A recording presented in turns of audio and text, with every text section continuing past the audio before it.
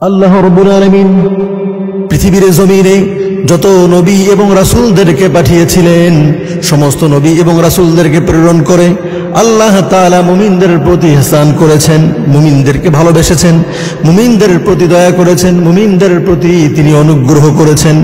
এই অনুগ্রহের কথা আল্লাহ রাব্বুল আলামিন কুরআনুল কারীমে ডাক দিয়ে বলে, হে আমার মুমিন বান্দারা, লাকাদ মান্নাল্লাহু আলাল মুমিনিন إذ بعث فيهم رسولا من أنفسهم يتلو عليهم آياته ويزكيهم ويعلمهم الكتاب والحكمة وإن كانوا من قبل لفي ضلال مبين। আল্লাহ রাব্বুল আলামিন ডাক দিয়ে বলছেন, লাকাদ মান্নাল্লাহু আলাল মুমিনিন, আল্লাহ রাব্বুল আলামিন মুমিনদের প্রতি ইহসান করেছেন, মুমিনদের প্রতি দয়া করেছেন, মুমিনদের প্রতি তিনি অনুগ্রহ করেছেন। কিভাবে অনুগ্রহ করলেন সেটি তিনি বলছেন, ইয বাআসা ফীহিম রাসূলাম মিন আনফুসিহিম, আমি মুমিনদের নিকটে মুমিনদের মধ্য থেকে একজন রাসূল প্রেরণ করেছি তাদের জন্য। কেন প্রেরণ করেছেন সেটি বলতেছেন, ইয়াতলু আলাইহিম আয়াতিহি ওয়া ইউযাক্কিহিম ওয়া ইউআল্লিমুহুমুল কিতাবা ওয়াল হিকমা। আল্লাহ রাব্বুল আলামিন যে নবী যে রাসূলদেরকে পৃথিবীর জমিনে পাঠিয়েছিলেন, এই রাসূলরা মানুষের নিকটে এসে দাওয়াত দিতেন কোরআনুল কারীমের আয়াত তেলাওয়াত করে, এবং তাদের আত্মাকে মানুষের আত্মাকে পরিশুদ্ধ করে দিতেন, মানুষের অন্তরকে পরিচ্ছন্ন করে দিতেন, পরিষ্কার করে দিতেন। এবং ওয়াইউআল্লিমুহুমুল কিতাব ওয়াল হিকমা, এই মুমিনদেরকে কিতাব ও হিকমার জ্ঞান অর্জন করা দিতেন। ওয়াইন কানু মিন ক্বাবলু লাফি দালালিম মুবিন, যদিও পূর্বের সমস্ত মানুষ, সমস্ত ব্যক্তিরা পূর্বের গুমরাহির মধ্যে ছিল, পথভ্রষ্ট হয়ে গিয়েছিল, এই নবী এবং রাসূলরা আমাদের জন্য অনুগ্রহ, আমাদের জন্য ইহসান, আমাদের জন্য ভালোবাসা আল্লাহ রাব্বুল আলামিন এই মুমিনদের নিকটে নবী এবং রাসূলদেরকে প্রেরণ করে দেখিয়ে দিয়েছেন।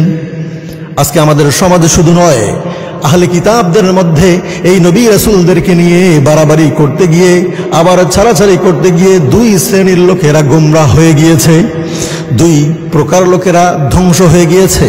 আহলে কিতাবদের এক দলেরা বলেছে হযরত ঈসা আলাইহিস সালাতু ওয়াস সালাম ছিলেন আল্লাহর পুত্র, এমন মর্যাদা দিয়েছেন, মর্যাদা দিতে দিতে আল্লাহর আসনে তারা বসিয়ে দিয়েছেন।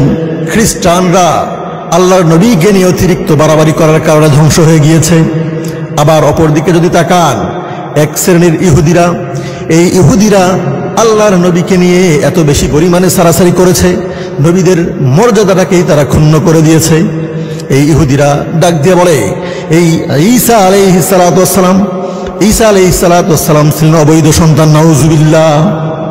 আজকে এই মুসলিম সমাজে আমাদের এই উম্মতের মানুষেরাও দুইটা দলের মধ্যে বিভক্ত হয়ে গিয়েছে, দুই শ্রেণীর লোকেরা গোমরাহ হয়ে গিয়েছে আমাদের উম্মতের মধ্যেও। এক প্রকার লোকেরা হলো, তারা আল্লাহ নবী জনাবে মুহাম্মদ সাল্লাল্লাহু আলাইহি ওয়াসাল্লামকে এত বেশি পরিমাণ মর্যাদা দিয়েছেন, মর্যাদা দিতে দিতে আল্লাহর আসনে তারা বসিয়ে দিয়েছেন। তারা বলে থাকেন আল্লাহ তাআলা তার নবীকে তার নূর দিয়ে আল্লাহ তাআলা তৈরি করেছেন, জোরে বলেন না নাউযুবিল্লাহ। অপরদিকে আরেক শ্রেণীর লোকেরা আল্লাহর নবীকে এমন ভাবে তাছিল্য করেছেন, তারা আল্লাহর নবীর কিতাবকেই তারা অস্বীকার করে ফেলেছেন। যেমন আহলুল কুরআন যারা আছে, তারা নবীদের মর্যাদাটাকেই ক্ষুণ্ণ করে দিয়েছেন। প্রিয় ভাইয়েরা আমার, নবীদের মর্যাদা আছে, যতটুকু মর্যাদা আল্লাহ রাব্বুল আলামিন দিয়েছেন ততটুকুই মর্যাদা আমাদেরকে দিতে হবে। এর অতিরিক্ত করতে গেলে ঈমান থাকবে না, এবং এর থেকে যদি কম পরিমাণে করেন তারপরেও ঈমানের মধ্যে ঘাটতি চলে আসবে।